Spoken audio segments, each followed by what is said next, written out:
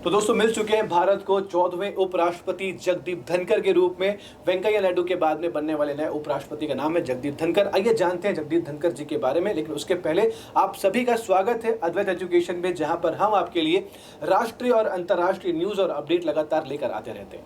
अगर आप इस चैनल पर नए हैं तो पहले चैनल को सब्सक्राइब करिएगा, और अगर आपने सब्सक्राइब कर लिया है तो इस वीडियो के एंड तक बने रहिएगा और इस वीडियो को जरूर लाइक और शेयर कीजिएगा। अगर आपके कुछ सुझाव हो तो कमेंट सेक्शन हमेशा आपके लिए ओपन है और हमें आपके कमेंट का इंतजार रहेगा, तो जरूर कमेंट करके हमसे अपने सुझाव शेयर कीजिएगा। दोस्तों बात करते हैं जगदीप धनखड़ जी के बारे में, जो कि भारत के 14वें उपराष्ट्रपति बने हुए हैं। भारत के पहले उपराष्ट्रपति जिनका नाम था डॉक्टर सर्वपल्ली राधाकृष्णन जी। उसी लिस्ट में आगे बढ़ते बढ़ते बढ़ते 14 नंबर पर हमें नए उपराष्ट्रपति मिल जाते हैं। जो भारत के उपराष्ट्रपति होते हैं वो एक्स ऑफिशियो यानी कि पदेन अध्यक्ष होते हैं राज्यसभा के। जो भी व्यक्ति उपराष्ट्रपति बनेंगे वो ऑटोमेटिकली जाकर राज्यसभा के चेयरमैन की कुर्सी पे बैठ जाएंगे। तो ये एक्स ऑफिशियो पदेन अध्यक्ष होते हैं।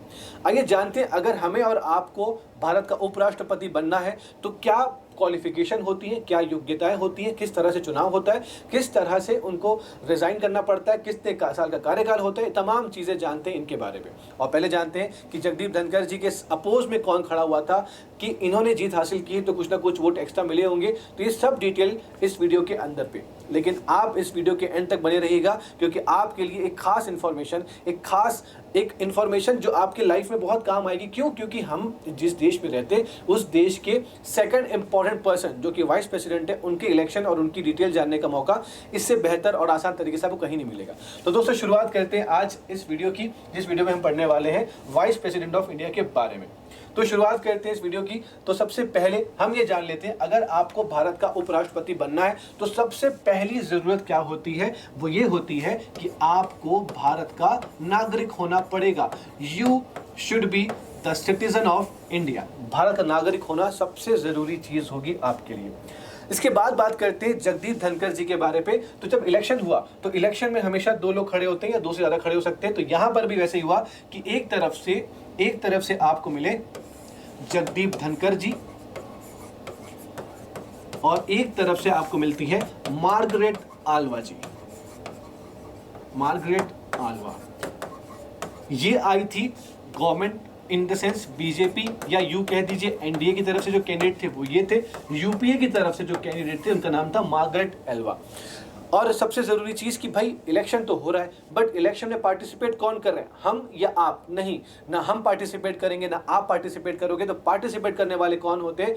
वो होते हैं जिनको आपने चुन लिया है, मतलब मेंबर ऑफ पार्लियामेंट, जिसे हम कहते हैं सांसद। जितने भी लोग भारत से सांसद बनकर जाते हैं, चाहे वो लोकसभा में जाए चाहे वो राज्यसभा में जाए, ये सब के सब यहाँ पर भाग लेते हैं। इसका मतलब कि लोकसभा प्लस राज्यसभा के सभी member, that is all member, सभी सदस्य वो इलेक्टेड भी हो सकते हैं, वो नॉमिनेटेड भी हो सकते हैं, वो जो भी होंगे वो सब के सब यहाँ पर भाग लेंगे। तो आज इस वक्त मौजूदा स्थिति में हमारे देश में 788 सांसद मौजूद हैं।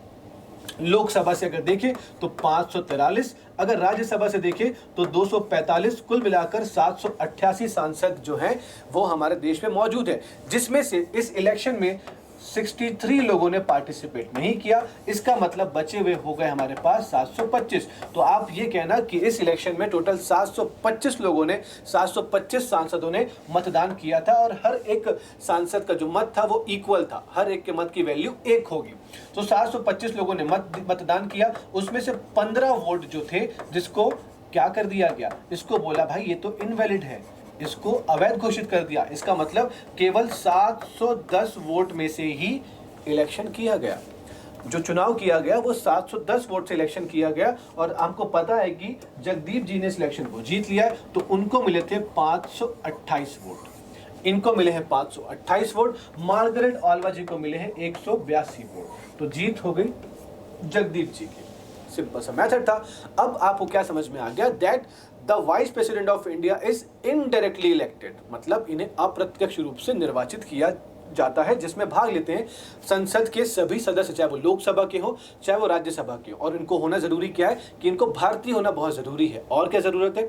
जरूरी ये है कि इनकी उम्र कम से कम 35 वर्ष होनी चाहिए। तो जो भी व्यक्ति 35 वर्ष की उम्र हासिल कर लेंगे वो व्यक्ति भारत के उपराष्ट्रपति बनने के लिए योग्य हो जाएंगे। पॉइंट नंबर 3 कि ये किसी भी ऑफिस ऑफ प्रॉफिट मतलब लाभ के पद पे नहीं होने चाहिए। अभी लाभ का पद क्या होता है दोस्तों? लाभ का पद ऐसा होता है कि जिसकी भी सैलरी, जिसका भी वेतन भारत की संचित निधि से लिया जाता है, वो सारे व्यक्ति जो होते हैं वो लाभ के पद में कहलाते हैं। तो ये इन शॉर्ट कोई भी सरकारी मुलाजिम, कोई भी गवर्नमेंट एम्प्लॉय जो है वो कभी भी इस पोस्ट के लिए या कोई भी संवैधानिक पद के लिए नहीं आ सकते अनटिल एंड अनलेस उन्होंने लाभ के पद से अपने आप को दूर ना कर लिया हो। तो इसी तरीके से ये भी लाभ के पद में नहीं थे, कर ये लोग ये क्या हो गए, ये उपराष्ट्रपति बनने के लिए आगे आ गए।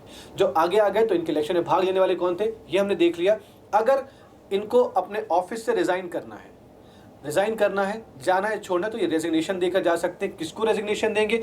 जो व्यक्ति इनको शपथ दिलाएंगे। इनकी शपथ अभी नहीं हुई है, इनकी शपथ होने वाली है 11 अगस्त, राखी के दिन इनकी शपथ होने वाली है।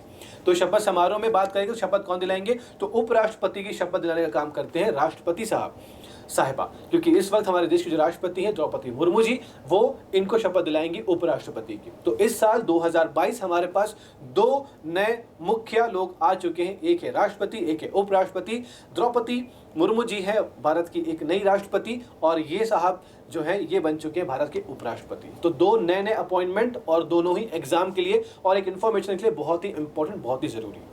बात करते हैं आगे की। तो इनकी शपथ जो दिलाने वाले होते हैं, जो आपको शपथ दिला रहे हैं, आप उन्हीं के पास अपना रेजिग्नेशन भी जमा कर सकते हैं। बीच में ऐसा लगे कि नहीं मैं इस काम को बेहतर तरीके से अंजाम नहीं दे पा रहा हूं, तो ये अपना रेजिग्नेशन ले जाकर दे सकते हैं राष्ट्रपति साहब को। ये पहला पॉइंट। दूसरा पॉइंट, ये बीमार पड़ जाए तो इनकी जगह को हटाया जा सकता है। अगर इन्होंने संविधान के खिलाफ कोई काम किया, वॉयलेशन ऑफ कॉन्स्टिट्यूशन किया, तो संविधान के उल्लंघन की वजह से भी इनको हटाया जा सकता है। ये हटना नहीं चाहते हैं लेकिन इनको हटाया जा सकता है। कैसे हटाएंगे?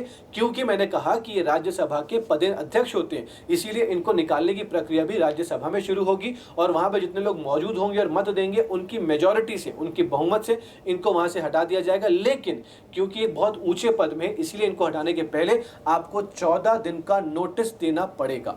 उसके बाद ये प्रक्रिया शुरू होगी। अगर राज्यसभा ने इनको मेजॉरिटी से, बहुमत से हटा दिया तो लोकसभा ने भी स्वीकार लिया, तो उसी पल अगले ही क्षण इनको राष्ट्रपति साइन कर देंगे कि हाँ इनको इनके पद से हटा दिया गया। ऐसा आज तक कभी भी भारत में हुआ नहीं है।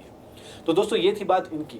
इसके बाद अगर हम बात करते हैं तो जैसा कि कहा कि राज्यसभा की बात, तो हमारे संसद के अंदर पे 2 घर होते हैं, 2 सदन होते हैं। एक है लोकसभा, जिस घर में बैठे हुए सभी लोगों को हमारे द्वारा चुना जाता है वो लोकसभा। राज्य के हितों की रक्षा करने के लिए हर राज्य से कुछ लोगों को प्रतिनिधि बना के भेजा जाता है और वो सब आके बैठते हैं राज्यसभा में। तो वो राज्यों की सभा होती है। उसी राज्यसभा में बैठने वाले सभी लोगों का की जो अध्यक्षता करते हैं वो करते हैं भारत के उपराष्ट्रपति, इसीलिए उन्हें पदेन अध्यक्ष कहा जाता है। तो ये कुछ बातें हो गई उपराष्ट्रपति के बारे में और उपराष्ट्रपति के कार्य के बारे में। तो मैं उम्मीद करता हूं कि आपको ये वीडियो पसंद आया होगा। अब आपसे एक सवाल, अगर आपने अभी तक वीडियो में बने हुए इसका मतलब कि आपको ये वीडियो पसंद आई है। अगर वीडियो पसंद आई इसका मतलब कि आपको इस विषय पे रुचि है। अगर रुचि है तो मेरे सवाल का जवाब दीजिएगा कि भारत में एक उपराष्ट्रपति होंगे, इस चीज को, इस पद को, इस कार्यालय को हमने किस देश से देखा और उस देश से अपनाया? नंबर 1। नंबर 2, भारत में सबसे लंबे समय तक उपराष्ट्रपति रहने वाले हमारे उपराष्ट्रपति कौन है? तो ये 2 सवाल के जवाब आप कमेंट सेक्शन पे हमें दे सकते हैं।